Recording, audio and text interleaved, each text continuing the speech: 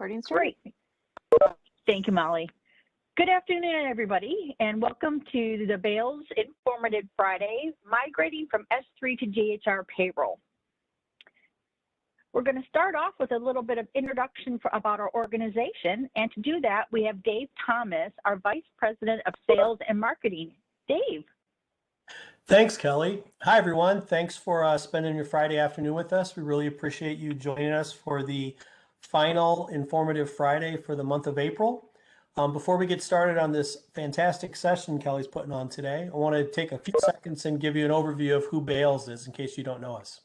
We've been in the Infor ecosystem for over 26 years, and we're entirely an Infor-focused consulting firm. We do nothing but Infor implementations, upgrades, and managed services, and we support all aspects of the technology, including S3 Landmark and Cloud Suite, and the applications focused around finance and supply chain management and human capital management and payroll.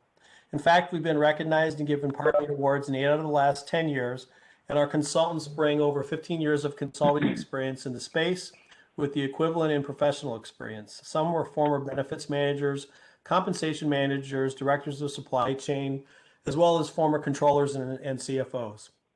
Some really exciting news this year. We were recognized by KLAS, industry, healthcare industry ranking organization that ranked us as top of class in the Infor implementation space. They interviewed a lot of our customers and a lot of other organizations' customers and made a determination that within the Infor implementation community, Bales was at the top of the class list. We're really excited about that. Some other exciting news for us this year, we were acquired by a company called Nordic Consulting, which is an industry-leading healthcare consulting firm. We will continue to operate as a wholly owned subsidiary of Nordic, and we will continue to be led by Jamie Bales as president. Nordic will provide us with resources to fund our growth, expand our business, and support our customers more effectively. For healthcare customers, it allows us to bring together Nordic's capabilities in the EHR space to provide a more holistic solution, including specific integration expertise between EHR and ERP. This combination will offer a best practices model to reduce implementation risks and leveraging the data from both systems to drive insights and outcomes. Again, thank you for joining us today, and I'm going to kick it back over to Kelly. Thanks, Dave. So today our agenda is going to be as follows: a little bit of background about the client, the preparation that we did, the data transformation, some things to remember when you're going through this, the build of the GHR Payroll product, auditing, very important, and then we'll do some questions. I do have Nikki Kimball monitoring the chat for us today, so if you have anything, please just type it in the chat and Nikki will let us know. And I also have Mona Pollard on the presentation with me today, who was key to this implementation to help assist in answering any questions you might have and make sure I tell you the truth about what happened. So the background. We had a client that implemented S3 Payroll in January of 2017. Over the following years, we did what we call the phase rollout. We rolled out then GHR and then absence and benefits and goals and performance, compensation. So we did a gradual rollout. Found out that payroll was going to be limited availability, so they applied for the early adopter program. We got approved. We initiated our GHR Payroll migration June of 2020. We were live with GHR Payroll January 1st, with the first processing cycle started on 1/4. They are weekly processing, so we had to do the transformation quite rapidly. This is just a little example of the timeline of when we started and to where we are. So in preparation, these are the items that we found are very important. S3 data and reports. So because the client was very happy with how payroll was processing over in S3, we just migrated from S3 over to the GHR Payroll product. So we ran all the delivered S3 setup reports in order to get that data that we then migrated over into GHR Payroll. Some examples of those, and for those of you, this is going to be my loss and needs. So it's like a PR220, or that's also like the pay code report and pay summary group report, the pay code to pay summary group relationship report. Your PR205 is your deduction report. Your PR206 would be your tax authority report. And if they're utilizing this, which they were, the PR23 or the PR223, which is your override, right? So that's where we got our data from, out of the S3 system to put into the format, and we utilized, Import Spreadsheet Designer to get those loaded into GHR Payroll. Another thing that's really, really important is your GHR security. Actor context needs to be added into you need to have the Finance Enterprise Group actor context set up, or else you're going to have a problem accessing the company accounting units and accounts. Also, you need to make sure you add the role securities for the actor. You need the financials administrator, the time admin, and the payroll administrator roles. So very, very important that you need that. Also, in FSM, there are 4 different roles that must be set up under actor context. It's business group, enterprise group, HR organization, and finance enterprise group.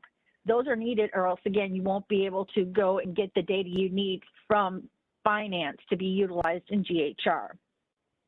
This happened to us. We had a weird configuration on the employee business class. So if you do have configurations on the employee business class, make sure you make note of those and disable them if your certain payroll information is not showing up.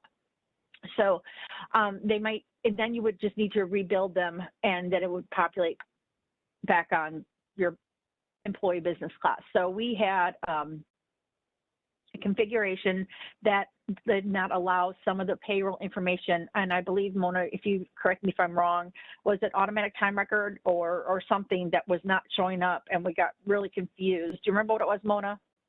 It was the whole new payroll screen. Oh, well, that's sort of important. It was the whole payroll screen. So once we disabled the configuration we had on the business class, it populated fine. We just needed to rebuild it. But that's just a good, did you know? In benefits, make sure you correct and update all employee benefit errors. That is key, that those are cleaned up and ready to go. It makes your life much easier. For absence management, remove all error and not processed time records from the time record from time administrator. Again, it's just going to make your process so much easier and cleaner. Go into your time record import and clean up and delete any errors you might have, and as well as clean up or delete not processed import time records. They do have an action to purge them out of there, so it's not a one-by-one. They do have a purge process there that would really help you out. For preparation, also make sure your finance enterprise group is defined. The currency, the enterprise group, the shell setup, a currency table, and it cannot be created with an enterprise group, and then it attached to the enterprise groups once created. The key here is, again, these folks were legacy S3, and then they were the hybrid up on GHR and S3, but they were not using Infor financials. So this is sort of like a standalone. They're using M3 financials, so this is why we had to get that shell set up for them. Update current GHR pay codes. Because they were utilizing the absence management system in GHR, we had to put some pay codes in there. So we're going to need to update those current GHR pay codes by making sure they have a pay summary group attached, and then attached to pay summary group to pay codes.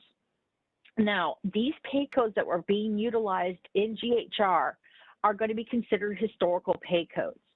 The recommendation is to create a historical pay summary group and attach these codes to them. And the reason they're going to be historical is some of the data you cannot change on those codes, existing codes, therefore we needed to create new ones. Shared financial data, verified need for enablement. This was key because if you don't have your shared financial data, you can't enable payroll, and it gets to be a fun show there. Verified need for enablement. Go to Administrator, Utilities, HCM Diagnostics, Shared Data Review, and it should be there. Review using the verified enablement link attached to the record. Follow those processes to see if your shared financial data has been enabled. Make sure your financial enterprise group is set up, and make sure your finance enterprise group has been enabled.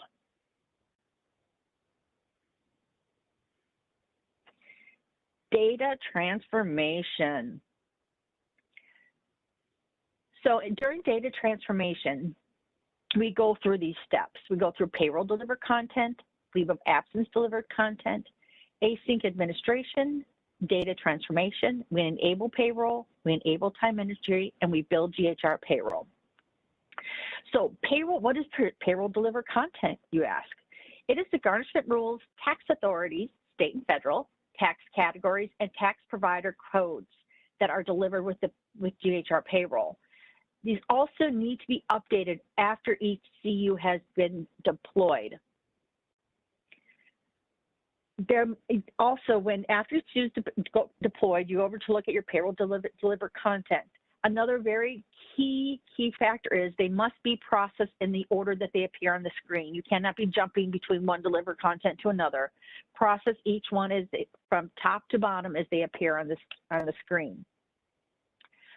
Async administration.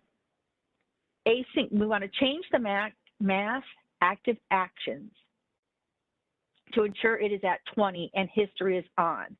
The actions that you want to look at are HCM payroll cycle actions, HCM payroll actions, HCM data maintenance and rebuild actions. This is just key in order to ensure your processing is going on and processing at a good rate. Also, you definitely want to make sure you select time entry when you're enabling payroll. Make sure you enable time entry, because if you don't, you cannot get to the time administrator or create an overtime pay class. So if you do not enable time entry, folks, you cannot create an overtime pay class. Okay? And then we're going to build out GHR payroll. So Hey, Infor question, does Kellie. provide. Yes, Sorry ma'am. to interrupt. Hear me. There's a question. Okay. Sorry. The question out there, it's do we share a copy of the slide deck or just the recording? Yes. Both? We will Yes, do it's both. Okay. Molly, All right.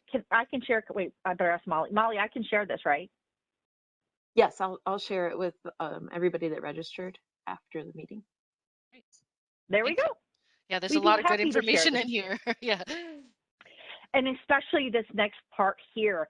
I'm not going to go over through each step in detail, but this is the document that we got from Infor that I'm going to say, not even recommend, just please follow it step by step by step and check off each step. For example, prior to the monthly CUs used for CNFA enablement,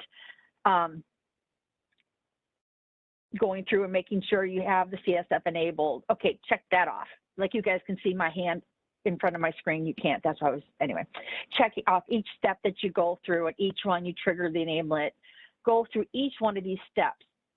And I will have to say, we did data transformation like 5 or 6 times at that client because we wanted this process to go seamlessly, because we only had a 3 to 4 day window between when they stopped processing payroll on the 30th of December, and we had to have the system up and running when they came back in on the 4th.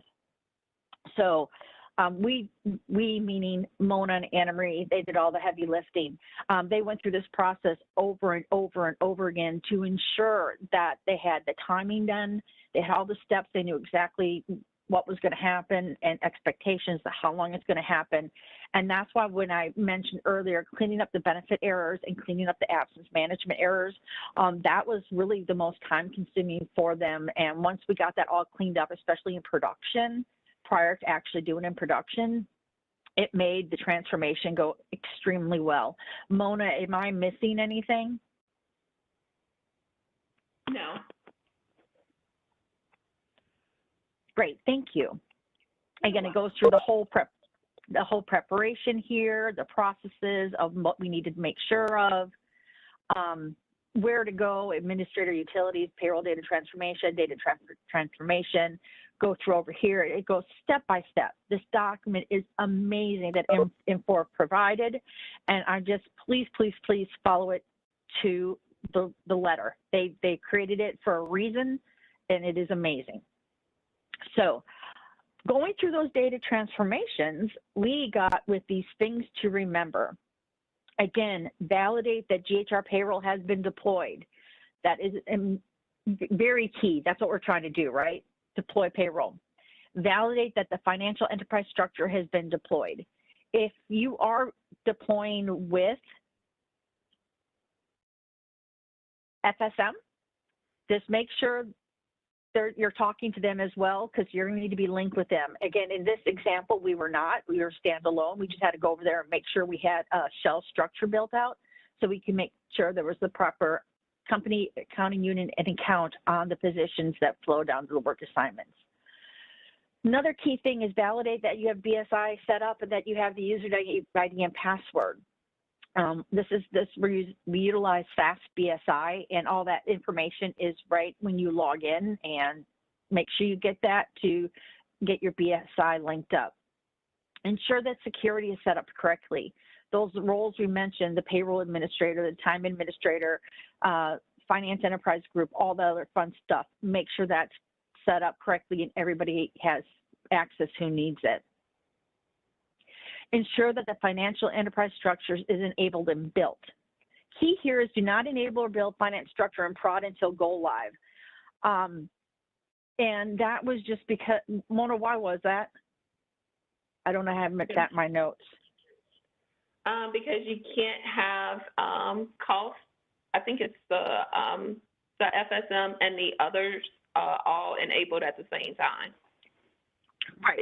We were using, yeah, the cost center, right? We were using cost centers and validation over in GHR, and yes. we needed, and you can only have one of the enabled at a time.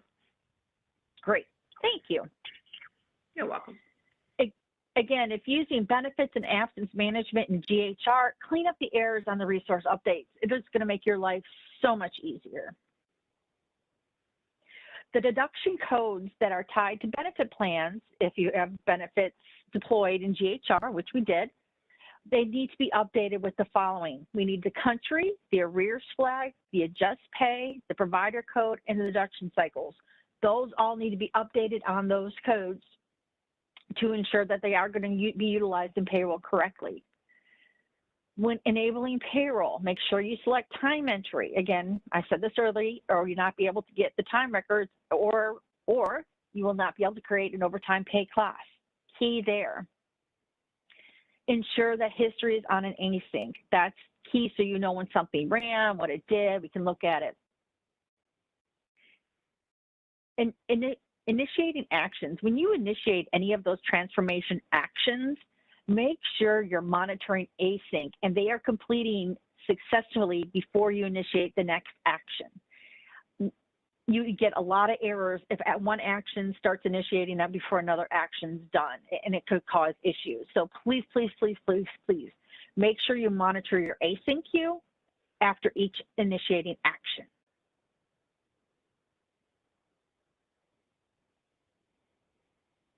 Make sure your balance type and balance amount fields get populated correctly. What am I talking about there? I will tell you. So on your deduction codes, if you have any type of descending type deduction codes that you had in S3 that of course you're migrating over, make sure your balance type and then balance amount fields get populated correctly, okay? So those of you that are familiar with S3 payroll, you know, on your PR14 or your employee deduction record, there's that limit type deduction, regular type, or descending deduction. Just make sure that type and then if your balance in there as well on the deduction get converted properly. So now that we've gone through all of our data transformation and we've gone through all of our tips and tricks, now we're ready to actually finishing the build of GHR Payroll. We definitely need to build the legal entity. Legal entities are extremely important because that is how your reporting structure is. For this client, they have multiple legal entities, or known fondly to me as FEIN or EIN. So we had to make sure those were done. Make sure you do your company bank setup. Just like you had your PRO1, excuse me, over in S3, you need to build your company bank setup here in GHR Payroll. Make sure you do your payroll configuration. Your tax locator messages should be message 1 and higher. Your tax factory messages should be message 1 and higher. and then build out your tax deductions. We also need to ensure we build our pay structure. Be aware of pay codes that can be paid with only hours or only wages. New pay codes will need new service codes for absence managed processing, okay? So also remember, any existing pay codes that have a calculation type do not calculate, cannot be used moving forward, and should be tied to historical pay summary group. So again, if we were using the pay codes for absence management, then they have history to it. We can't change anything. Those are going to have to be, you're going to have to create new ones, and those should be tied to a historical pay summary group. Deduction structure, you have to update the existing deductions with required fields. And again, those are county, arrears flag, adjust pay, provider code, deduction cycles, and any correct GL information. Very important here. Local, school district, and county tax authorities will need to be created. Those are not delivered. Only federal and state tax authorities are delivered, okay? Create your garnishments. Another something that's great to know, your federal rules are delivered. That comes with that. Your state rules will need to be created. Also, you need to make your company bank details. This is the company ACH and direct deposit account.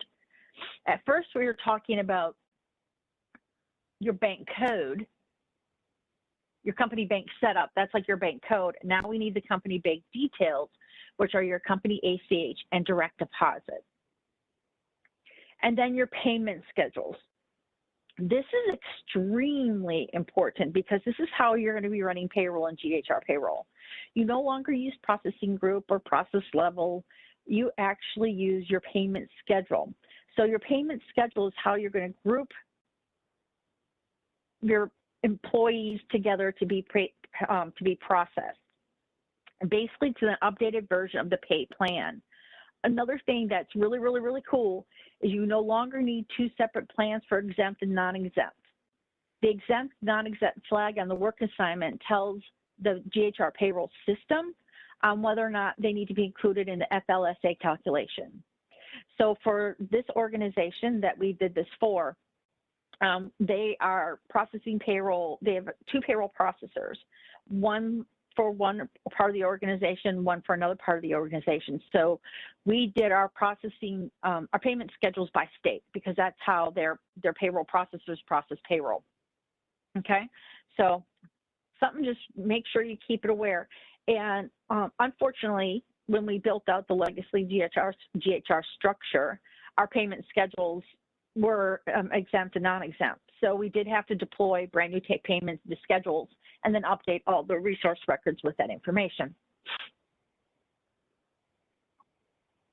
Another really cool thing, position defaulting. This must be done prior to updating positions. So you change all your the fields below to default no override, because we want this, when we put it on the position, we want it to default all the way down to the work assignments. So to accounting entity, finance accounting unit, and GL chart count, because those are all going to be updated onto the positions, make sure they're populating properly, and moved down. For the positions, we updated the pay structure, the GL information, and the payment schedule. So we changed those fields on position defaulting, then updated those fields on the position.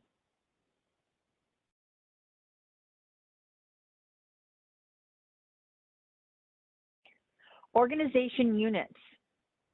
Organization units, we needed to add the bank codes, the legal entities, and the GL information. So you need to add the bank code, the legal entity, and GL information to every organizational unit, as it does not default. So again, what we did was we just populated everything we needed, dumped our org units, got the data that we wanted in there, we being Mona and Anna Marie, and then uploaded into the structure. Relationship status. Remove check mark for all statuses for inactivating a work assignment. What do we mean by this? Basically, do not inactivate any work assignments unless it's a term final. So term final should be the only inactive work assignment. If you need to reverse a term final, please make sure to validate that the work assignment is activated. If it isn't, none of the pay information will default down into the time record in the payroll system. They won't get paid.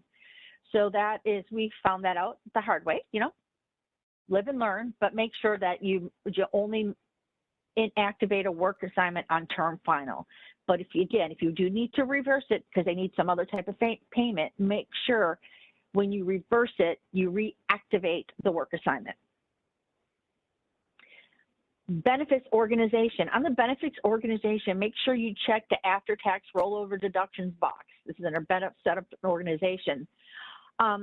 This has to be set up here at the benefits organization in order to flag it on the deduction code for any of your 401ks or 457, 450, 403Bs, 457s, all those other your defined contributions. So just a little note there. Analytical cubes. Okay, this is important. Analytical cubes are needed for payroll processing and reporting. Please see, they have a lovely KB out there on how to get this all set up. It's KB 2106164. It's in the presentation, in the notes, so you'll get that. But just be ensured that these are enabled and activated because it's just really important for payroll processing.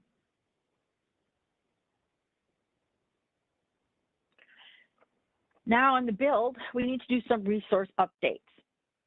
Again, we didn't need this stuff prior to bringing GHR Payroll payroll is always an F3, it was kept down there. So your BSI override group, that is for anybody over 50 that can contribute more to their 401k. Your exempt flag, very important now because that exempt flag, we need to make sure it's correct on all resources. That tells the system on whether or not we need to process the FLSA calculation on them. The remote flag, make sure that is correct. Because again, do we use their location code for their work address for taxation? If they're remote, that means we're using their home address. Make sure their address is correct in the system. ACH information, make sure that is in the system and brought over. If you're utilizing payroll distributions or the PR23, make sure those get applied. And if there's any garnishments, get those put on the resource. Also, we need to make sure the taxes are there. We'll run a job to assign the taxes, but then we have to put in the correct marital status and exempts. Also, any deductions, we need to make sure any miscellaneous deductions that are not taxes and or benefit related are on there. Any one-time deductions that you might have had in S3, you need to definitely review those and just define which ones are going to be brought over into GHR Payroll. Like I said, we'll assign the tax deductions, and if there are any reoccurring time records or PR30 records, we need to make sure those are built and brought over into the GHR Payroll product.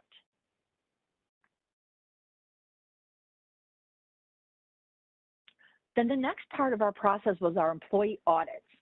This was huge because we wanted to make sure that this was a seamless transition for employees. So Mona and Anna Marie did a huge amount of employee audits that we gave back to the client and had them update the production records to know that moving forward, we would not be having those issues. So our employee audits, we did deductions. We looked at the benefit deductions, the taxes, the marital status conversion, if they had Form 2020, because we know that changed, if there was any loans, we validated all that information. We validated all the employee audits on all the addresses, home and supplemental. Pay rates, did audits on that. Exempt from the overtime field, again, extremely important because that is how the system knows whether or not to process the FSLE calculation or not. Audited the positions, the job codes, made sure there was a legal entity on all active work assignments.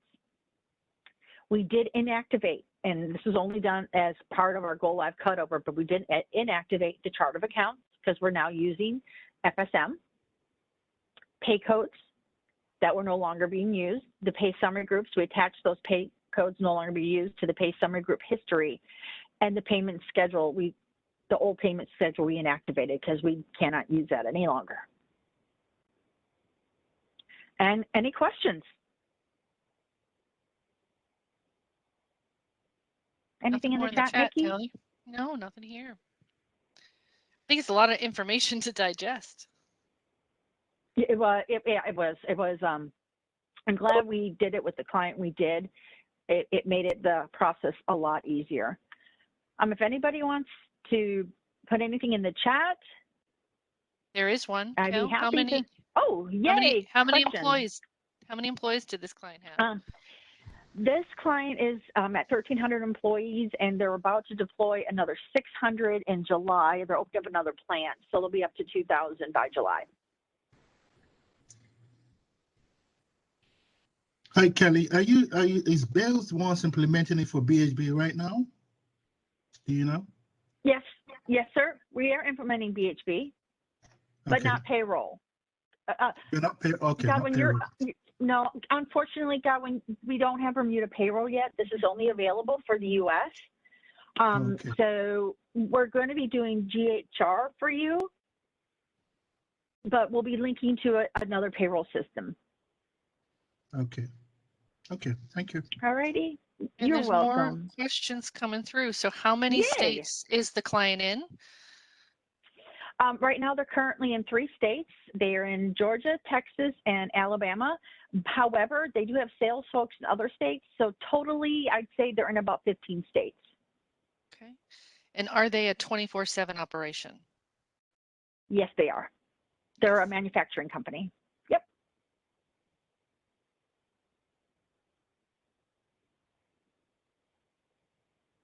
No more questions? Come on, guys, I'm ready. I brought Mona, my heavy hitter, in case there's any hard questions.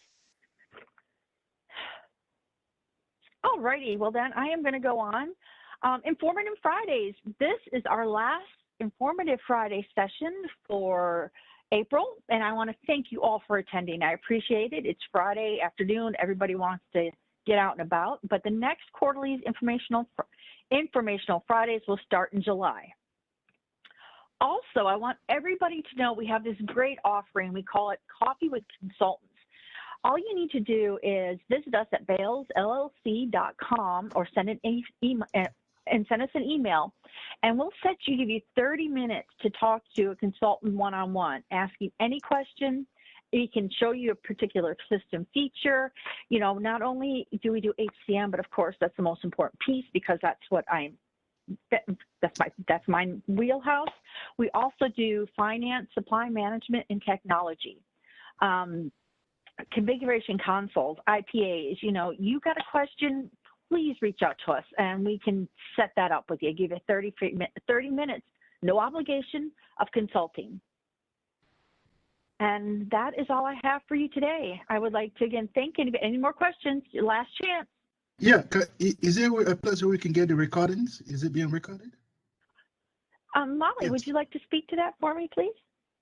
Sure, it is being recorded and I will be sending it out to everybody that registered. Okay, thank you.